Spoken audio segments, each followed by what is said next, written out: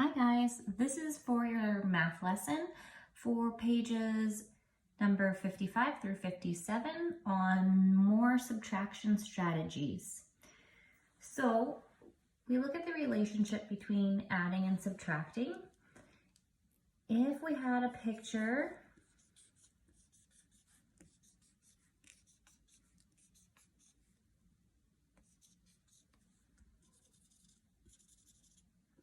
like this, we can see that this represents 2 plus 5, or it could represent 5 plus 2. What is the subtraction sentence that we could write with this? Well, we know that 2 plus 5 is equal to 7. So 5 plus 2 is equal to 7. So we know our total number is 7. That's how many squares we have total.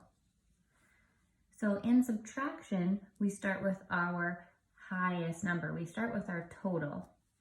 So we would start with 7, and we could take away 2. And we have to keep the numbers the same in both the addition sentences and the subtraction sentences. So the only other number we're missing is 5. So 7 minus 2 is equal to 5. We could also do this 7, and instead of minus 2, we could use the other number that's up here, 5. So what is the one number that we're missing? Is 2. 7 minus 5 equals 2. So with these equations, we're going to practice getting the answers with our counting on. So if we want to figure out what 2 plus 5 is equal to, we can grab the 2 and count on 5. So grab the 2, 3, 4, 5, 6, 7. I have 5 fingers up for my 5. The last number I said was 7. So 2 plus 5 is equal to 7. We can also count on when we're subtracting. So to find the answer from 7 minus 2, when we're subtracting, if we want to count on and count forward instead of counting our numbers backwards, we would start at our smaller number. So we would start at the 2. So we would grab the 2 and we're going to count all the way up to 7 to see how many fingers we have on our hand. So we'll start at 2, 3, 4, 5, 6, 7. I have 5 fingers up. So I know that 7 minus 2 is equal to 5. Okay, moving on. So we know that we can use our fingers to count on when we're subtracting. So we start at this little number and we go to the total number. Remember, in subtraction, the first number is the total number.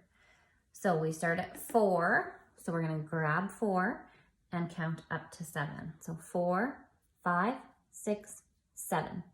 I stopped at 7. I have 3 fingers up. So that means 7 minus 4 equals 3.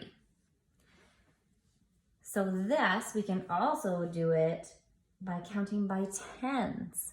Now this looks like a big number, but you guys are so good at counting by tens that this will be really simple. You do the same thing.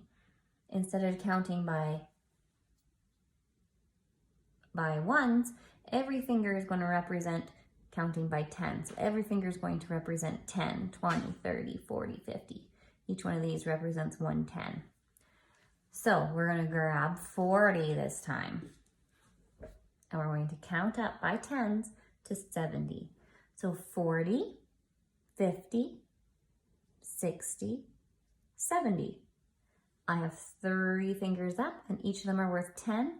So that means I have 10, 20, 30 here. Let's try another one like that.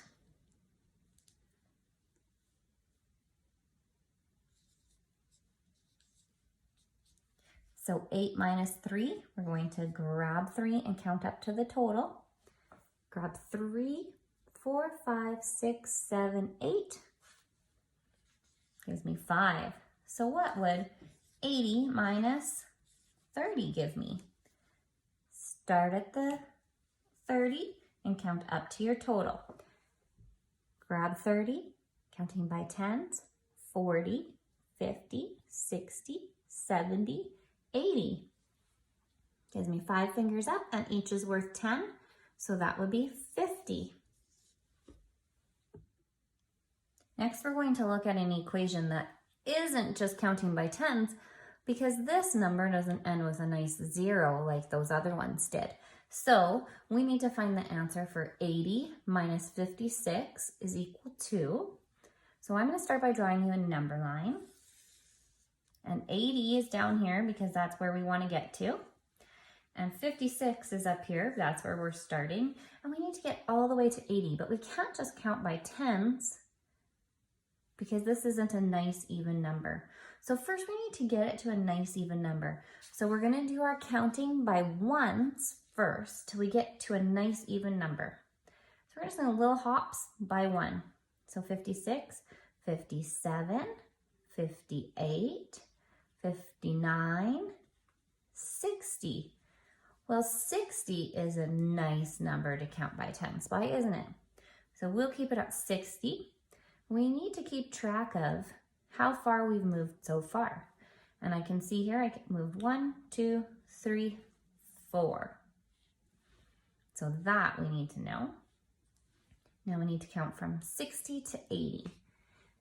So grab 60, counting by tens, 70, 80. We made 2 big bumps. 70, 80. So this one we counted by tens here, and we counted by tens here. So we counted by ones 4 times. So we have 1, 2, 3, 4, and then we have 10 and 10. So we need to add these up. So we know 10 plus 10, 20. So we have 20, and then we have 4 more, so that would be 24. Good job. See, it's not too scary to add big numbers or subtract big numbers. Now, sometimes it's going to still be big numbers and it's going to be tricky, but then you're thinking, oh, I can't count by tens. What else could I count by? Well, maybe you could count by fives if you could get your numbers to a nice number to count by fives to. So let's try this one. So we would like to know what 15 minus 7 is equal to. So I'm going to start at 7. I'm not going to draw my number line this time.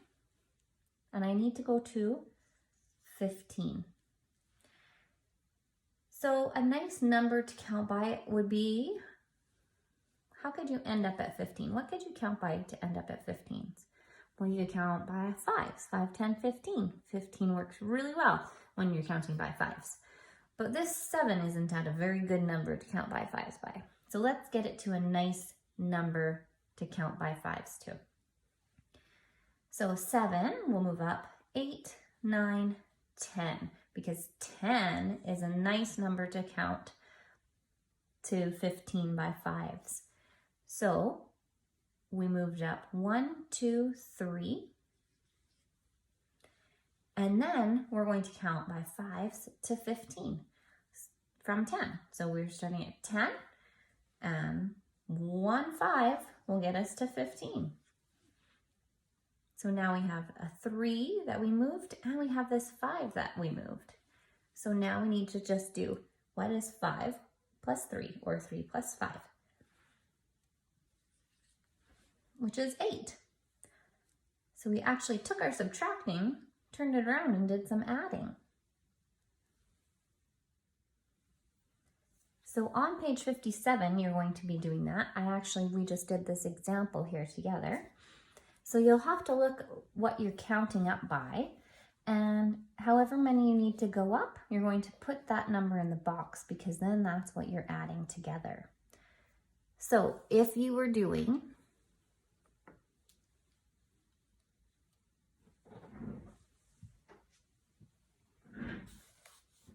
let's do this one down here. They have the numbers written in for you here. So all you have to do is figure out how many did I go to get to 30? Well, I went 29, 30. I went 1. And then I counted by tens to get to 70. So let's count by tens from 30 to 70. 30, 40, 50, 60, 70. That gives me 10, 40, plus I counted by ones again to get to 78. Oh, what's the difference here? 70 to 78 is 8. So now we need to add all these together. Now 40 is our big number, so I'd look at that one first. It's probably pretty easy to add the 8 to that. Just put it in the ones column. So now I have 48 plus one more will give me 49. And then you bring that right up here to your answer. 78 minus 29 equals 49. All right, guys, I know that you can do this, no problem. These are just different ways to do subtracting. Lots of people know one way to do it. You need to just find a way that works for you. If you don't understand all these different ways, that's okay. We're just trying to figure out what will work for you. So practice with these and see how well you do with them. Good luck.